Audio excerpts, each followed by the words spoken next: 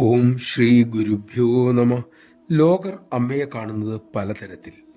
ഒരിക്കൽ അമ്മ പറഞ്ഞു, മക്കളെ, ഈ അമ്മ ഒരു നദിയെപ്പോലെയാണ്. നദി വെറുതെ ഒഴുകുന്നതേയുള്ളൂ. ചിലർ അതിൽ കുളിക്കുന്നു, ചിലർ വെള്ളം കുടിച്ച് ദാഹമകറ്റുന്നു, ചിലരാകട്ടെ അതിൽ നീന്തി തുടിച്ച് രസിക്കുന്നു.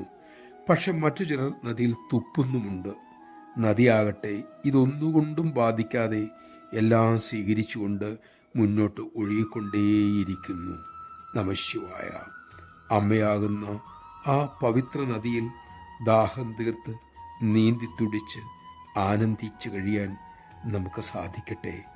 അതിനായി അമ്മ നമ്മിൽ കൃപ ചൊരിയട്ടെ. നമ്മുടെ അനുസരണക്കേടാണ് നാം ആ പവിത്ര നദിയിൽ വലിച്ചെറിയുന്ന മാലിന്യങ്ങൾ. അമ്മ നൽകുന്ന അവസരം ഏറ്റവും നന്നായി ഉപയോഗിക്കാൻ നമുക്ക് സാധിക്കട്ടെ. അതിനുള്ള ശക്തിക്കായി നമുക്ക് അമ്മയോട് പ്രാർത്ഥിക്കാം.